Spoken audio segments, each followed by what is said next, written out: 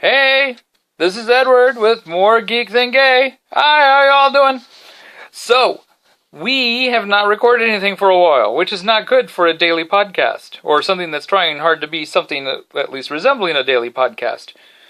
But we just got caught up with other stuff, not caught up on stuff like this, so, And now it is time for our Wednesday episode.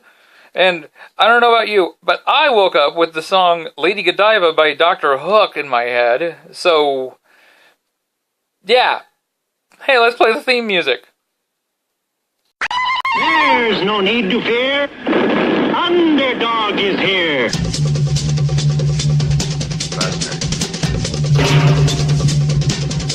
Walking, tiny white stuff.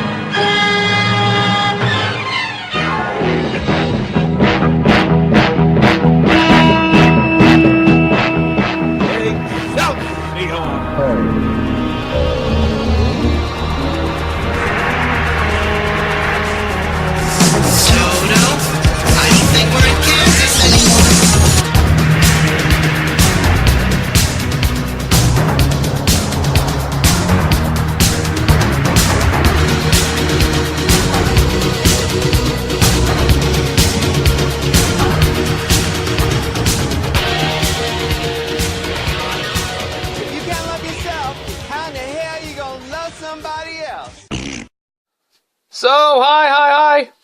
I still love my theme music. I love my theme music. Anyway, how are y'all doing? This is Edward, as I said, because I'm redundant that way. And it is our Wednesday, how are you doing talk. Which, I don't know how long we're going to keep doing Wednesday, how are you doing talks. But at this moment, that's how it's going. And now, I gave you guys all homework last week, because last week, after talking about, self-confidence issues, I decided, hey, everybody take a moment to be immodest. Come up with 3 things that you can be immodest about, those things that people, think that, it's not right to brag and not right to say those kind of things out loud. Well, screw that. Say them out loud. Some of you guys even shared your homework with me. That's great. You didn't tell me whether or not you were cool with me sharing, because some of you guys sent it in messages, some of you guys posted it online at various different places. I'm just gonna say thank you. Some of you guys have some very interesting things that you decided to be proud of and brag about, and that's great. Hold on to those. Yay! That's your stuff. And in case everybody thinks that I'm just full of it and I didn't do my own homework, because no, I wouldn't have just forgotten to do my own homework. Not at all. Hey, here's my list of 3 things. 3 things. 1. First thing is, I actually have a very nice baritone voice. I'm actually a countertenor, and I possibly could get my full range back if I went and did a little bit of practicing. I had a lovely second alto all the way down to bass for a long time, and now, not the bass notes that they expect you to sing, but the bass notes that if you're ever told, well, this is the range of a bass, and they give you that nice little range there, I could sing those notes. It's those notes that they then expect you to sing that are way below that no. There's no way I'm going to open up my throat and get that note from the bottom of hell coming out. But my comfort range was always baritone. I always had and I'll be honest, I have actually a very nice baritone. Learned how to sing tenor, kind of in self-defense, because there aren't a lot of shows out there where the lead is a tenor. I mean, the lead is baritone. Yeah. Just like there aren't a lot of pop songs out there that are sung by anything other than tenors. Yeah, or screechy rock stars. So you learn to sing higher in self-defense. Fortunately, I always had my alto range to do. I have a horrible falsetto. My alto range actually is a head voice, which is normally where you think of as falsetto, but it's not. It doesn't flip my persagio up to the high end. So the equivalent of like the whistle tone for women. So yeah, it's just the top persagio and my low persagio. My top persagio is alto. My low persagio is baritone. And tenor actually falls right in between there. So tenor's actually always been a difficult spot for me. But that's immodest moment number one. I actually have very nice vocal control too. Not as much anymore because again I'm out of practice. But I'm good with knowing exactly when my vibrato is, when I'm hitting a pure note, hitting even like blends between notes and stuff like that normally give people headaches, minor keys. I'm actually really good at that. I don't know where I picked that up from, except for I was raised, my parents, especially my father, he used to like to sing in the shower a lot. Raised me up on listening to Johnny Horton and Johnny Horton? Yeah. Johnny Horton and Connie Francis and stuff like that. So maybe that's where I got it from. I don't know. I can crank out a good Where the Boys Are. And hold on, not going to be able to get to any comments for sure because my computer just went, hey, you got to know about battery power, and I did not bring my cord in here. So sorry, I'm just going to have to try to remember. One of our comments we're going to have to get to tomorrow. But that's me jumping to something else just because my computer decided to make an announcement. So, immodest moment number 2. I have no shame. Or what shame I have is incredibly little. This is part of the reason why I'm good with just talking in public. Why I can moderate at the drop of a hat, if you've seen me at conventions. Why I can, if you were to call me up tomorrow and say, hey, there's an audition for such and such, you want to go down to it, I can go do it in no problem, and I don't get nervous. Because I don't have shame. It doesn't bother me. Which maybe sounds funny for someone who then talks about how he gets anxiety around lots of people. But having shame about, and, being embarrassed about doing things is far from being the same thing as being comfortable talking directly to people and having to interact with people. And having lots of people around. That's just something else entirely. Sorry, if you talk to a whole bunch of introverts and everything, you'll find out that a lot of them understand that, yes, there's two different things going on there. Okay?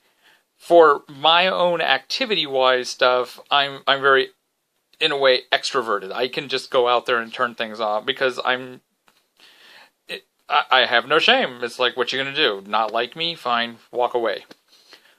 But if I'm actually forced into interaction, or I'm in a situation where I cannot get away from people, then that's a whole other kettle of fish. That's a whole other set of anxieties that kick right in. So, but yeah, that's, like I said, that's how come I've never had a problem with auditioning. Callbacks is another thing, because now if you get a callback, that means that it's your job to lose. But an audition? Who knows what they're going for? Let's go on up there and sing. Or let's go on up there and act. Or let's go on up there and speak. Or whatever. Same thing with moderating. It's like, it's not, in general, it's not my show anyway. It's the audience's in this panel show. It's just my job to make them look as good as possible. So, yeah, got no problem. And, that's certain activities that should probably remain not said out loud on this podcast because there may be children listening and watching. And this is actually an episode that I would like to be very family friendly. You can comment however you wish. The podcast actually, as said, will be a little bit more family friendly than normal, just because I would like to get teenagers and everything involved in this conversation if it gets there. But I have no shame about those things either. If you want to sit back and watch, fine. I don't care. Maybe you'll learn something. So, and if you're not gonna like watch and learn something, then you can watch and hold the camera. I don't care.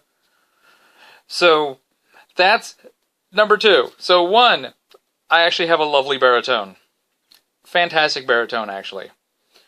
2, I have no shame, and therefore I can just do whatever I want. I can just go out there and... 3, I actually have a really uncanny knack for reading people. I fight against it many times, and that's not me saying that I can actually read whether or not this is a good person or a bad person. I try not to make snap decisions along those lines, and that has worked out great for me. No, I mean, I can kind of read when people are getting upset, or when there's a level of some other thing going on in their head, or there's a lot of those things. I usually keep it all to myself because I don't want people knowing that I can kind of read them. And this shouldn't come as any surprise. I did theater for years. I worked in behavioral health for about 6 to 8 years. So, in behavioral health, my job was to read people. Okay? That's how come I'm, other than a dinner plate thrown at my forehead right before I quit, because we had a client who was placed in entirely the wrong setting, and that was the case manager's fault. Other than that, I'm one of the only people in behavioral health I've ever met who never had to use takedowns, never had to do anything. I never had any of those issues. Nope. And that's because I read my clients beforehand and could see something's up. Let's take care of this before it actually becomes an issue. It's why I'm good at customer service, because even over the phone, I can hear it. Why I was good as a bartender, because I can read the patrons. Why I worked so well as a karaoke host for so many years, even though I was known as the mean one. Because I knew how to work the crowd and figure out which ones really meant something, which ones didn't. All that, and how to talk to them and tell them things they didn't want to hear that still got them to come back next week. I'm really good at it. I don't enjoy it, because it means I have to interact with people. See, it's that whole thing. This is actually one of my gifts and a curse at the same time, because while I can do it really, really well, I really prefer working in situations where I don't have to do it. Because then I'm really directly interacting with people far too much for my own comfort. And literally, my comfort. Okay? But, yeah, I'm good at figuring out that sort of stuff. So that's my 3. That's my 3. Again, if you haven't done this yet, if you thought this was just something that we all said as a lark, go do it. It actually is kind of nice, being able to say those things out loud. Those things that nice thing about yourself that you thought, oh, no one's supposed to say those things. I'm not supposed to say that I actually have the prettiest eyes. Well, you know what? If you have the prettiest eyes, you got the flippin' prettiest eyes. Okay? A statement of fact is not a brag. A statement of fact is just a statement of fact. Okay? So, go out there, find statements of fact that people normally would say, oh, you shouldn't say that about yourself? And say it about yourself. It's not a brag. It's just a fact. Okay? So, now I also have a quick little public service announcement I'm going to hit you guys with, because Lord knows I can be educational here. Yeah. Here in the United States, we've got ourselves like one, I think someone said that there's a second one, but Ebola person. Yeah. Oh my gosh, Ebola. That's that horrible disease that's ravaging Africa. We've got it here now. We're gonna die. No, we're not gonna die. We're not gonna die. The fact that it's ravaging Africa is more of a statement about the internal systems and the medical systems in those countries, okay? Because it has treatments. And, more importantly, this is the big thing that everybody should just kind of relax with. There is something called an R value. It's, I wish I remember what the R stands for. But it basically states how contagious a disease is. Okay? HIV is given something like, a broken leg, not contagious, that would be an R0. Okay, something that's not contagious at all is an R0. HIV actually is a mild thing. It's an R3, R4. The big reason why it is even that high is because the main reason why people catch it is because most people are completely asymptomatic, and therefore they can go out and spread it without ever knowing that they spread it, without the person ever knowing that they contracted it. It's asymptomatic symptoms. Symptoms? Can it be asymptomatic and have symptoms? I don't know. But that quality is what gives it such a high level. Because it can only be spread through blood, breast milk, and certain other, like 2 other fluids, which we won't go into. Okay? It's not even something, the amount of saliva that has to exist for you to get even a semi-viable amount of HIV makes it impossible, especially since the enzymes in saliva kill HIV. Okay, so you have to have, it's just amazing. Yeah, it's not that HIV is spread because it's so easy to get, it's spread because, people don't realize that they're spreading it. On the flip side of that, we got measles. Measles, and by the way, this R number, that is the number of people that another person would be expected to possibly infect. Okay, just going about their average life, doing anything. HIV, like I said, is an R3, R4. One person can be expected to possibly infect 3 or 4 other people. That's a really weird number, okay, and it's kind of not exactly how the R numbers work, but it's the easiest way to describe it. Okay. Measles is an R18. Okay. This thing that people are out there refusing to get vaccinations for their children for, one person gets it, is expected to pretty much infect 18 other people, because it is an airborne virus that is going to be spread just by that person being in the same room with other people. Okay? That's why measles is such a horrible plague when it comes out. Fortunately, it has somewhat noticeable symptoms, but I believe you can spread measles before the symptoms kick in. And then you're going to spread them even more once the symptoms kick in. I can't remember if it requires the symptoms for measles to spread or not. But it's airborne. It spreads all over the place. It's an R18. It's up there in contagion. Okay? Like I said, HIV is actually considered to be a relatively benign infection, or infectious situation. at an R3, R4. Let's get down to our Ebola now. Ebola is an R1, R2. I've seen a couple places that rated up to an R4, but it's not. And the big reason is because Ebola, again, like HIV, requires an exchange of fluids. So you're not just going to get it by being in a room with someone and they sneeze. No. It requires blood or contact with vomit or a couple other choice liquids like that.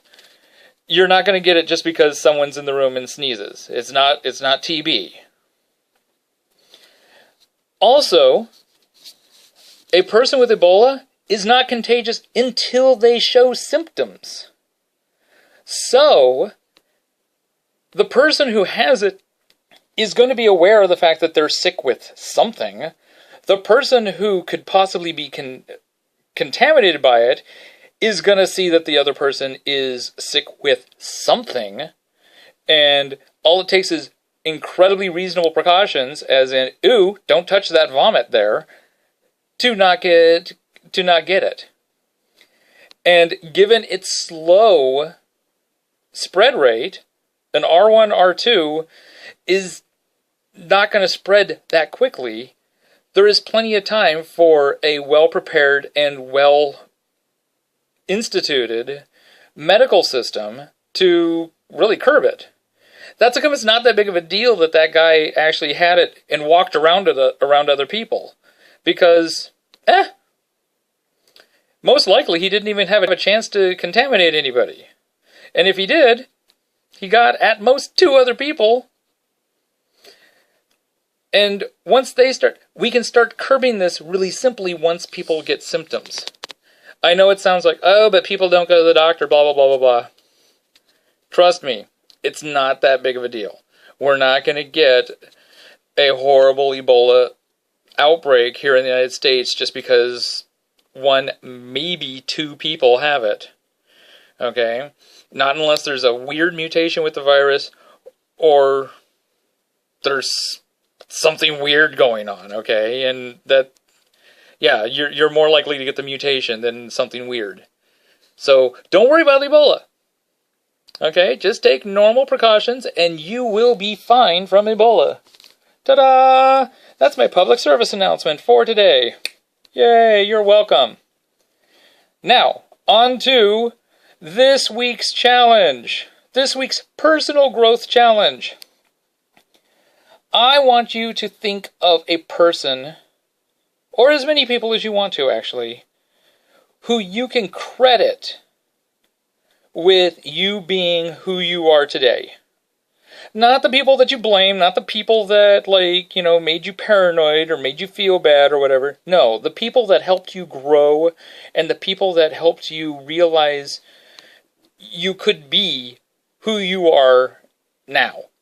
Okay, this could be your parents, this could be a teacher, this could be a friend, this could be a lover, there are many people that this could be. This could be an author that you read.